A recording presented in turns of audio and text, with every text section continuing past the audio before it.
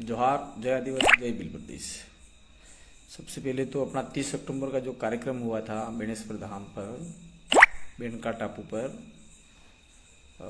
आदिवासी राष्ट्रीय आदिवासी सम्मेलन, उसमें पधारे तमाम साथियों को दिल से जोहार करते हैं सफल आयोजन के लिए। और भविष्य में इस प्रकार के आयोजन होते रहेंगे, उसमें आप लोग सभी पार्टिसिपेंट करेंगे और भागीदारी निभाएंगे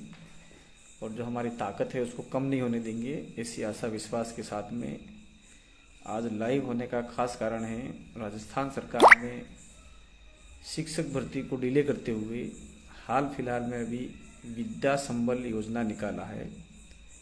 जिसमें जहाँ जहाँ स्कूलों में पद खाली है वहाँ पर आवेदन मांगे गए हैं। जो एक एक कैंडिडेट कम से कम 3 से 4 स्कूलों में आवेदन दे रहा है, जिसके ऊपर आर्थिक भार भी पड़ रहा है। और सबसे बड़ी बात यह है कि जैसे आज दिन भर में मेरे को सैकड़ों साथियों के फ़ोन आए, बेरोजगारों के फ़ोन आए और उनके परिवार के गार्जियन के फ़ोन आए और आदिवासी परिवार के कर्मठ कार्यकर्ताओं के फ़ोन आए कि हमारे विद्यालय में दूर गाँव है और जैसे आपका बिछीवाड़ा का लास्ट कॉर्नर गांव है गेट जाबुड़ी, वहाँ से भी फ़ोन आए और मतलब पूरे अनुसूचित क्षेत्र से फ़ोन आए हैं। उनमें ये कहना है कि स्कूलों में, वैसे विद्यालयों में टीचरों की कमी है। पूर्व में भी 1167 पद खाली रह गए, वो भी नहीं भरे गए। और हाल फिलहाल में अभी जो विद्या संबल योजना निकाली है सरकार ने, उसका हम सम्मान करते हैं, लेकिन उसमें पारदर्शिता नाम की कोई चीज़ नहीं रहेगी। उसके अंदर एक तो आपका जो रिजर्वेशन का मैटर है, वो रिजर्वेशन कहीं नज़र नहीं आता। उसमें ट्राइबल का, एससी का, ओबीसी का और जनरल का कोई रेशो नहीं दिया गया। Pick up the call please Kanti भाई आदिवासी। मेरा ये कहना है फ़ोन ये आए थे, बीच में फ़ोन आ गया था, फ़ोन ये आए थे कि कोई लोग बाहर से आकर उसमें आवेदन कर रहे हैं। यानी बाहर का मतलब ये कि अनुसूचित क्षेत्र में गैर अनुसूचित क्षेत्र के लोग आके आवेदन कर रहे हैं। तो फिर यहाँ अनुसूचित क्षेत्र का व्यक्ति कहाँ जाएगा? चाहे वो आदिवासी हो, चाहे वो एससी हो, चाहे वो आपका जनरल हो, ओबीसी हो, वो कहाँ जाएगा? दूसरा, आदिवासियों के साथ में बहुत बड़ा धोखा ये हो रहा है कि रिजर्वेशन नाम का चीज़ ही खत्म कर दिया। इससे पूर्व में हम देखते आए हैं राजीव गांधी पाठशाला जो निकाली थी पूर्व सरकार ने, और आपका पंचायत सहायक का भर्ती निकाला था, उसमें भी रिजर्वेशन नाम का कोई चीज़ नहीं था। और उसमें फिर बाद में अभी थोड़ा सा परमानेंट करने का सरकार ने किया, उसका हम स्वागत करते, लेकिन उसमें हमारा बहुत बड़ा नुकसान हो गया। तो अभी स्कूलों में लेक्चरर की पद खाली है, 3rd ग्रेड का, लेवल 2-1 का और आपका स्कूल लेक्चरर का। तो उसमें जो पद खाली है उसमें बाहर के लोग आके आवेदन कर रहे हैं और बाहर के लोग परसेंटेज के हिसाब से बहुत ज़्यादा परसेंटेज लिए हुए हैं और यहाँ के लोगों में परसेंटेज नहीं है, तो यहाँ के विद्यार्थियों में तो एक बेरोजगारी की जो समस्या है वो समस्या दिन ब दिन बढ़ती जाएगी। इसीलिए हमारा प्रत्येक प्रिंसिपल महोदय से और जो सरकार है उससे निवेदन है कि जो आपने नियम कायदा निकाला उस नियम कायदे में एक संशोधन किया जाए कि स्थानीय जिले का ही अभ्यर्थी उस जिले में लिया जाएगा स्कूली लेक्चरर के जो अभी शिक्षा संबल योजना है उसके अंदर,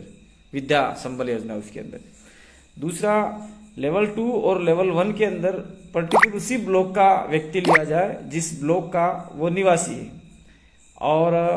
गैर अनुसूचित क्षेत्र के लोग जो अपने लोकल भाषा में टीएसपी बोलते हैं और नॉन टीएसपी बोलते हैं, वो संवैधानिक शब्द नहीं है लेकिन एक प्रचलन हो गया है जिसको हम अनुसूचित क्षेत्र, शेड्यूल एरिया जो बोला जाता है संविधान में, तो एक प्रोविजनल दे रखा है कि गैर अनुसूचित क्षेत्र का व्यक्ति अनुसूचित क्षेत्र में नौकरी नहीं कर सकता। राज्य सरकार का आदेश भी निकला है और इस आदेश की धज्जियां उड़ाते हुए बाहर के लोग बहुत सारे आवेदन कर रहे हैं। अगर हमारे बेरोजगारों को, अनुसूचित क्षेत्र के बेरोजगारों के साथ में नाइंसाफी और धोखेबाजी हुई तो निश्चित रूप से इस इलाके में बहुत बड़ा आंदोलन खड़ा होगा और उस आंदोलन का नेतृत्व हम लोग ही करेंगे। हम लोग शांतिपूर्वक आंदोलन करेंगे और दूसरी घटना ये है कि अभी महात्मा गांधी अंग्रेजी मीडियम की स्कूलें हैं, उसके अंदर 1000 पोस्ट 10,000 पोस्ट 10,000 पोस्ट वो भी संविदा के आधार पर भरी जा रही है। तो उसमें भी रिजर्वेशन का कोई हवाला नहीं है, वो भी बैक मतलब पीछे के दरवाजे से बैक एंट्रिया हो रही है, जिसमें आपका जो वंचित वर्ग है, आरक्षित वर्ग है, उनके साथ में बहुत बड़ा धोखा अनुसूचित क्षेत्र में हो रहा है। तो हमारा ये कहना है कि 10,000 भर्तियों में से अनुसूचित क्षेत्र की मिनिमम आपके 2,500 से 3,000 भर्तियां या 4,000 भर्तियां हमारे अनुसूचित क्षेत्र की होगी। तो उस अनुसूचित क्षेत्र में रहने वाले लोगों के साथ में धोखा है। तो सरकार से हमारा निवेदन है कि आपका जो अभी महात्मा गांधी भर्ती निविदा निकल रही है संविदा के आधार पे, उसमें रिजर्वेशन को पूर्ण रूप से दर्शाया जाए और स्थानीय लोगों को वरीयता दी जाए। अंत में मैं सभी बेरोजगार युवाओं को कहना चाहता हूं कि आप लोग तटस्थ रहिए, मजबूत रहिए, और बाहर के जो लोग आते हैं, गैर अनुसूचित क्षेत्र के लोग जो आते हैं, उसमें आप लोग उनको मना कीजिए, भाई आपके इलाके में जाओ, आपके जिले में जाओ, यहाँ कोई जरूरत नहीं है।